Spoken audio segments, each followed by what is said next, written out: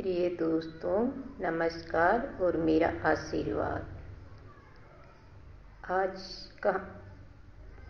आज कहानी माया सरोवर का दूसरा भाग सुनिए। जरा सुनिए आगे क्या होता है। जब वो सब भी कुछ आगे निकल गए तो जटाओं वाले बरगद के वृक्ष के पास गए और वहाँ अभी भी कुछ भील थे। उन्होंने इस भील को रस्सियों से बांध रखा था। उनमें से एक भूत वेद था। वह आम फट कहता हुआ चिल्ला रहा था और उस पर भस्म फेंकता जा रहा था। जयशील सिद्ध साधक व सेवक ने वहाँ पहुँचकर यह दृश्य देखा। सिद्ध साधक ने अपनी लाठी ऊपर उठाई और भूत वैद्य से रुक जाने के लिए कहा। भूत वैद्य ने सिद्ध साधक को गुर्राते हुए कहा और उस पर पिल पड़े कि राज सेवक ने उसे रोकते कहा, ठहर जाओ, ये राजा के आस्थान के मांत्रिक हैं। सिद्ध साधक ने एक कदम आगे बढ़ाया और कहा, अरे तुम तो नीच ग्रहोपासक ठहरे। हमने इस मंत्र दंड से तुम्हें तिनका बना सकता हूँ मैं। हमारे अंदर इतनी ताकत है, हवा में भी उड़ा सकता हूँ। भूत वैद्य भय के मारे थर थर काँपने लगा और भयभीत भील युवक से सिद्ध साधक ने कहा, अरे भील भीम, देखो, 2 पैरों के जिस मगर ने तुम्हें डरा दिया, उसकी छाती में इस सूर ने तलवार भोंक दी और मार डाला। अब तुम्हें डरने की कोई ज़रूरत नहीं, उठकर खड़े हो जाओ। जयशील ने जो तलवार मगर की छाती में भोंकी थी, वह कहते हुए साधक ने जयशील की म्यान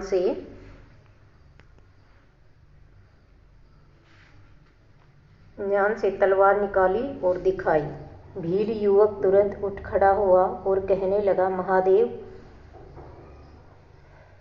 महोदय, आपने क्या 2 पैर वाला मगर को मार डाला?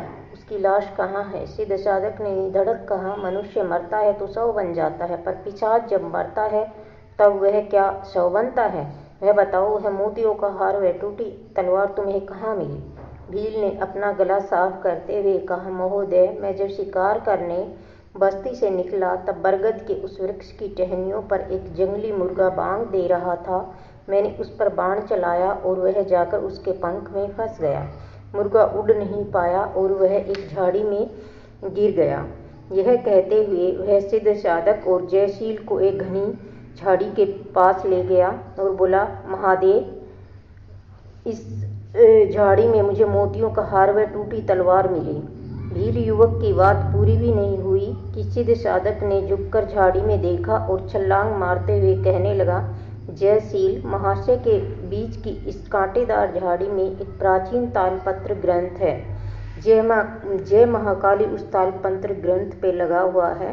कहते हुए उसने झाड़ी में से एक तालपत्र ग्रंथ निकाला। उस तालपत्र ग्रंथ को देखते ही सिद्ध साधक उत्साहित हो गया और उसके चेहरे पर अजीब रौनक छा गई। वह एक एक करके ग्रंथ के उन पन्नों को उलटने लगा और ध्यान से देखने लगा। वह उन्हें देखने में इतना तल्लीन हो गया कि वह भूल गया कि बगल में ही जयशील भी खड़ा है। उसकी इस विचित्र स्थिति को देखकर जयशील चकित रह गया। सिद्ध साधक फिर अपने ही आप कहने लगा, यहाँ कहाँ की भाषा है? किस लोक के लोग यहाँ ऐसी भाषा बोलते हैं? ये पत्र ताल के बने नहीं हैं, काफ़ी मोटे हैं, लगता है कमल के पत्तों से काटे गए हैं। जयशील ने पत्रों को साधक से ले लिया और ध्यान से एक बार देख चुकने के बाद कहा, भील द्वारा बताए गए 2 पैरों के उस मगर ने उन्हें यहाँ